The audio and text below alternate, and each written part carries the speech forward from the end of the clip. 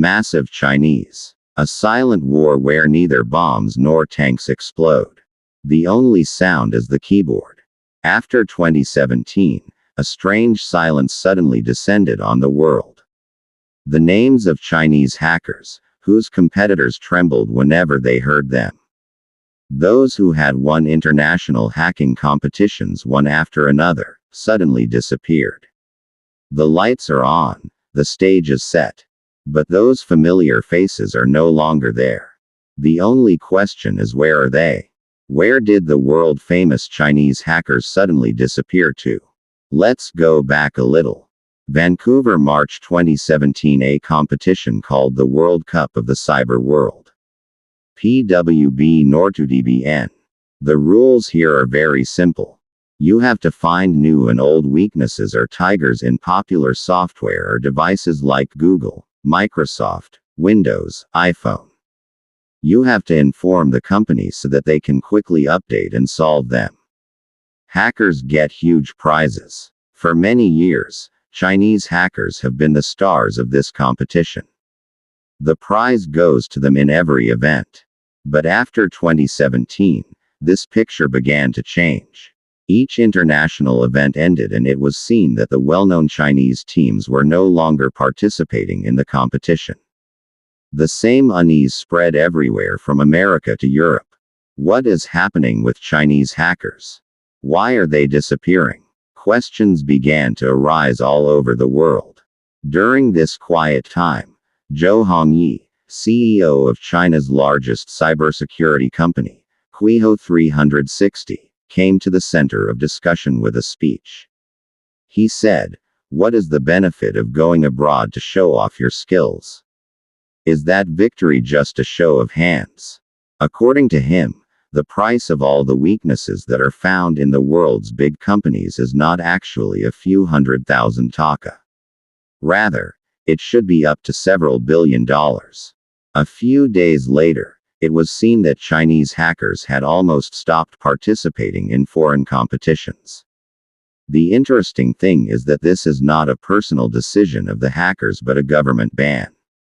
In other words, the door to the outer stage is closed for Chinese hackers and a new stage inside is opened. That new stage is called Tian Fucap. As an alternative to international competitions, it is organized in China. And the prize is more than $1 million.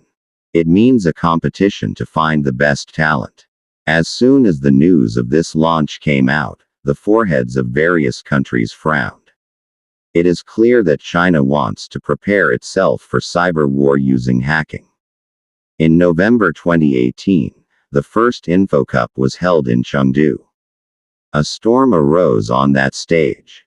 Qi Zunjiao, a researcher at Qiho 360, showed how an iPhone can be remotely controlled by simply opening a special web page. The window has to be opened with the Safari browser. Then the entire device can be swallowed up through a loophole hidden deep in the operating system. The user does not realize it.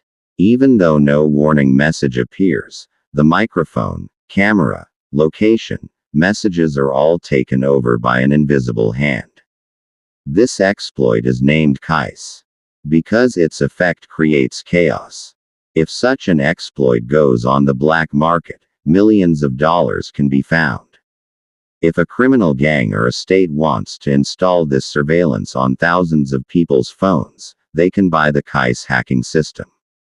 What happens next? In January 2019, Apple silently closed the loophole with an update.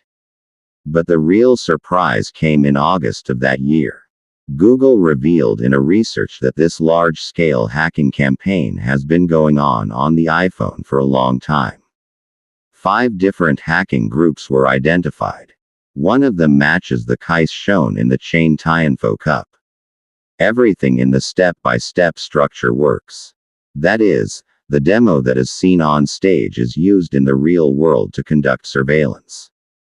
Later, a media search, Google's technical notes, and Apple's timeline show that the main target was the Uyghur Muslims of Xinjiang. Journalists, activists, and government critics were also not exempt from their target. This is not the end of the story. In February 2024, data from a Chinese IT security firm called iSun was leaked on GitHub. Emails, chat logs, and even spyware development were also found there. The leaked documents show that they make cyber spying tools and give them directly to government agencies and the Chinese military. The contract even mentions a specific fee for each hacked mail inbox.